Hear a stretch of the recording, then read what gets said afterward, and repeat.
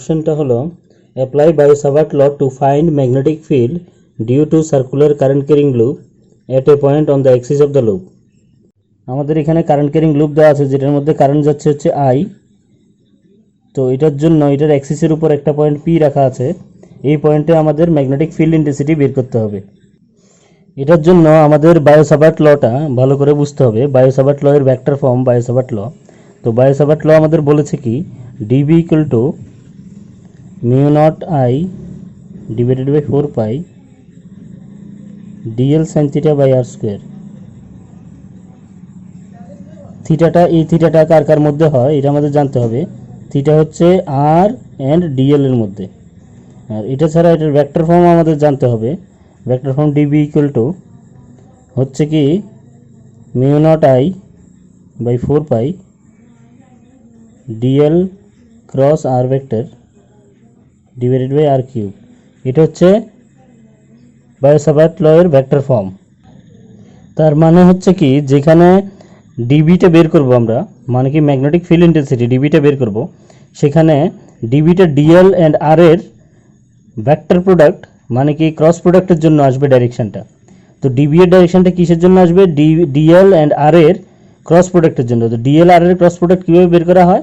DL আর এই দুটোর জন্য আমরা ডিএল আর যে প্লেনে থাকবে ওই প্লেনের সাথে হাতটা রেখে রাইট হ্যান্ড থাম রুল লাগিয়ে আমরা থাম দিয়ে ডাইরেকশনটা পেয়ে যাব। থাম দিয়ে ওই ডাইরেকশনটা পেয়ে যাব যেটাতে ডিবি এর ডাইরেকশন হবে। তো আমাদের এখানে লুপটা এমন আছে, তো আমি এখানে একটা চুরি নিয়ে নিলাম। তো এটার জন্য যদি অ্যাক্সিস ভাবি এমন মাঝখানে হবে। তো অ্যাক্সিস এমন মাঝখানে হলে আমি যদি এটার জন্য এই চুরিটার জন্য যে ডিএল হবে, ডিএল এর ডাইরেকশন এটা হবে, এটার উপর এভাবে করে ডিএল এর ডাইরেকশন হবে। অ্যান্ড ডিবি এর ডাইরেকশনের জন্য ডিবি এর ডাইরেকশন পাওয়ার জন্য আমাদের ডিএল অ্যান্ড আর এর ডাইরেকশন লাগবে। ডিএল যদি এমন হয় আর আমাদের এমন হবে না, আর এমন হয়ে যাবে। কারণ কি অ্যাক্সিসের পয়েন্টটা মাঝখানে, তাহলে এটা এমন সোজা থাকবে না, এমন এমন হরিজন্টাল থাকবে না, এটা এমন স্ল্যান্ট হয়ে যাবে।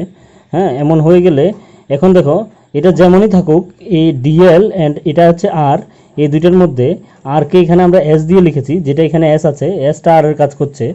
এসটা মানে আরটা ডিএল এর সাথে যে অ্যাঙ্গেল বানাচ্ছে এটা অলওয়েজ 90 ডিগ্রি। এটা নিচে থাকলেও 90 ডিগ্রি হবে, উপরে থাকলেও 90 ডিগ্রি হবে। কারণ হচ্ছে এটা হচ্ছে অ্যাঙ্গেলটা, এই অ্যাঙ্গেলটা হচ্ছে এটা। এটা যদি অ্যাঙ্গেলটা হয় এই অ্যাঙ্গেলটা অলওয়েজ 90 ডিগ্রি। এটা এইভাবে থাকুক, এইভাবে থাকুক, এইভাবে থাকুক, যেভাবেই থাকুক। এখন আর অ্যান্ড ডিএল, এটা হচ্ছে কি আর, যেটাকে এস দিয়েছি আমরা এখানে, আর এটা হচ্ছে ডিএল। এই দুইটার ক্রস প্রোডাক্ট যদি করি আমরা, এই দুইটা যদি এভাবেই থাকতো, সোজা থাকতো, তাহলে ক্রস প্রোডাক্টের জন্য হয়তো উপর দিকে আসতো নতুবা নিচের দিকে আসতো। হ্যাঁ, ক্রস প্রোডাক্টের জন্য ডিবি এর ডাইরেকশন হয়তো উপর দিকে আসবে নতুবা নিচের দিকে আসবে। কিন্তু যেহেতু এটা এমন না থেকে, এমন হরিজন্টাল না থেকে এমন হয়ে গেছে, কেন কি পয়েন্টটা তো মাঝখানে কোথাও অ্যাক্সিসের উপর। তো এটা যখন এমন হয়ে গেছে তখন এটার প্লেনটা এমন না হয়ে এটার প্লেনটা এমন হয়ে যাবে। তো প্লেনটা এমন হয়ে গেলে এটার ডাইরেকশন ডিবি এর ডাইরেকশন, এটা এই দুইটার জন্য ডিবি এর ডাইরেকশন উপর দিকে, সোজা উপর দিকে হতে পারতো, এখন এমন না হয়ে এমন হয়ে যাবে। তার মানে কি ডিবি এর ডাইরেকশন এদিকে সোজা না হয়ে এমন হয়ে যাবে ডিবি। এখানে যখন পি পয়েন্ট আমরা ডিবি বের করবো, ডিবি এর ডাইরেকশন এমন হয়ে যাবে। তাহলে ডিবি এর জন্য আমাদের এখানে যে লটা আছে এই লটা ইউজ করতে গিয়ে সাইন থিটার যে থিটাটা, এটা অলওয়েজ 90 ডিগ্রি। একটু আগে আমরা দেখেছি এই অ্যাঙ্গেলটা অলওয়েজ 90 ডিগ্রি হবে। অ্যাঙ্গেলটা কোনটা? এটা হচ্ছে আমার ডিএল, এটা হচ্ছে আর। ডিএল অ্যান্ড আর এর মধ্যে অ্যাঙ্গেলটা হয় যেটা 90 ডিগ্রি। তো এখানে থিটা ইকুয়াল টু কত? থিটা ইকুয়াল টু 90 ডিগ্রি হয়ে গেল। থিটা যদি 90 ডিগ্রি হয়ে যায় তাহলে ডিবি ইকুয়াল টু আমার দাঁড়াচ্ছে কত? আমি ফর্মুলা এটাতে লাগাচ্ছি, এটাতে লাগালে হচ্ছে mu naught I divided by 4 pi dl sine 90। Sine 90 value আমরা জানি, সাইন 90 ভ্যালু হচ্ছে 1। তো আমাদের এটা চেঞ্জ হয়ে আসছে mu naught I divided by 4 pi into dl divided by r square. এখন ডিবি পেয়ে গেছি, ডিবি এর ডাইরেকশন পেয়েছি। ডিবি এর ডাইরেকশনের ব্যাপারে আমি আরেকবার বলে দিচ্ছি, রিপিট করছি। এটা হচ্ছে এটার এই তারটার উপর ছোট ছোট অংশগুলো হচ্ছে ডিএল। তো এখানে একটা ছোট ডিএল আছে যেটা ডাইরেকশন এটা, আর হচ্ছে আর মানে কি এখানে যেটা এস আছে, ডিস্টেন্স হচ্ছে এটা পি পয়েন্টের মধ্যে ডিস্টেন্স, ডিএল থেকে যে ডিস্টেন্সটা এটাকে আর ধরা হয় ফর্মুলার মধ্যে। এখানে এটা এস, তাহলে আমাদের এখানে আর স্কোয়ার হবে না, এস এখানে এস স্কোয়ার হয়ে যাবে। আর স্কোয়ার হবে না, এটা এস স্কোয়ার হয়ে যাবে। তো এস স্কোয়ার হয়ে গেল। এখন এখানে যে আমার এই যে ডিএলটা অ্যান্ড আরটা, এটা যদি এমন থাকতো, হরিজন্টাল থাকতো, তাহলে এটা ডাইরেকশন উপর দিকে হলো ডিবি। কিন্তু যেহেতু এটা এমন আছে, কেন কি এটা এক্সিসের উপর পয়েন্ট মানে মাঝখানে পয়েন্ট, তো এটার জন্য এমন সোজা থাকলে হবে না, এমন নামতে হবে। এমন যেটা নেমেছে এমন নামলে এটার যে প্লেনটা এমন না হয়ে এমন হয়ে গেছে।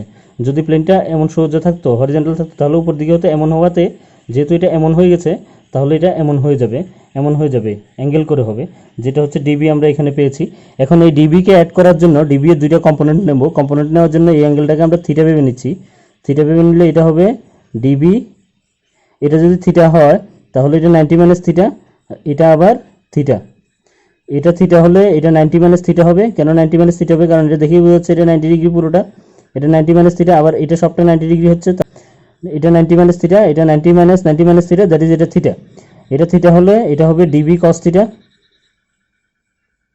এদিকটা হবে ডিবি সাইন থিটা। তো এটা একটা ডিএল এর জন্য, এখানের এই ডিএলটার জন্য, এই ডিএলটার জন্য এত কিছু হয়েছে। সেম করে নিচে একটা ডিএল থাকবে, এবং সব জায়গায় একটা ডিএল থাকবে। আমি আরেকটা শুধু ডিএলকে দেখাচ্ছি। নিচে ডিএল এর জন্য আরেকটা ডিবি হবে, এদিকে ডিবি, এটার জন্য আরেকটা ডিবি সাইন থিটা হবে, এদিকে ডিবি কস থিটা হবে।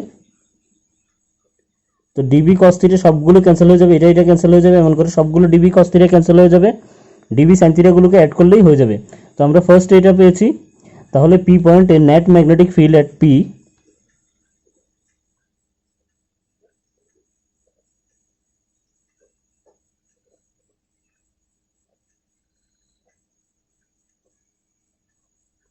তাহলে নেট ম্যাগনেটিক ফিল্ড পিতে কত হচ্ছে, integration of db sine theta. তো ডিবি এর ভ্যালু কত, mu naught I divided by 4 pi dl by s square into sine থিটাকে আমরা ভ্যালু বের করবো, ম্যাগনিটিউড বের করে ফেলবো। সাইন থিটা ইকুয়াল টু কি হয়, থিটা যদি এটা হয়, এটা পারপেন্ডিকুলার, তো পারপেন্ডিকুলার বাই হাইপোটেনিউস হচ্ছে এটা, লম্ব বাই অতিভুজ, লম্ব হচ্ছে এটা, অতিভুজ এটা।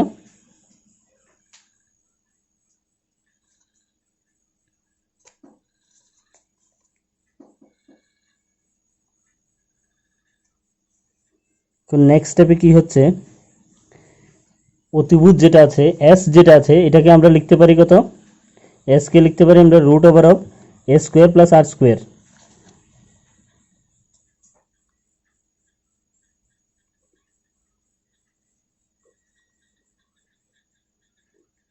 এস কিউব লিখে রাখছি, তারপর স্টেপে ওই কাজটা করব। এখানে এটা বাইরে নিয়ে এসেছি, ডিএল থাকছে।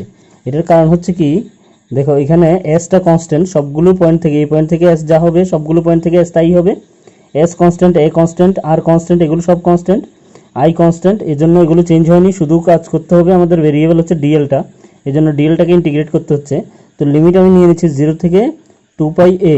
2 পাই এ কেন, এ হচ্ছে এটা রেডিয়াস ছিল, এটা রেডিয়াস ব্যাসার্ধ ছিল এ, তাহলে এটা সবটা হচ্ছে 2 পাই এ।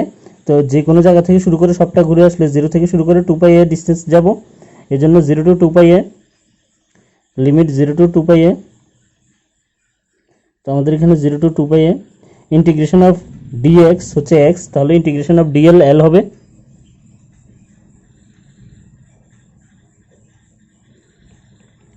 একটু আগে আমরা দেখেছিলাম এস হচ্ছে কত, এস হচ্ছে square root of a square plus r square whole cube, s cube দেওয়া আছে।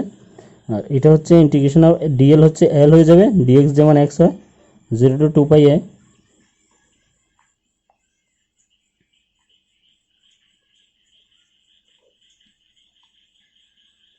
আমরা যে এস আছে এটাকে যে স্কোয়ার রুট আছে, স্কোয়ার রুটটাকে whole to the power half দেওয়া যায়, তাহলে এটা কি হচ্ছে, a square plus r square whole to the 3/2 হয়ে যাবে।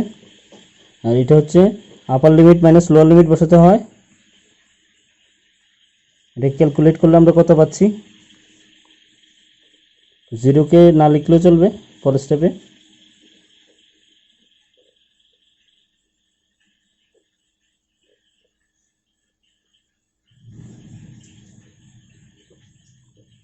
টু থাকলেও পাই পাই ক্যান্সেল, তাহলে আমাদের অ্যান্সার এটাই আসছে, mu naught i a square divided by 2 a square plus r square whole to the power 3/2, এটাই আমাদের অ্যান্সার।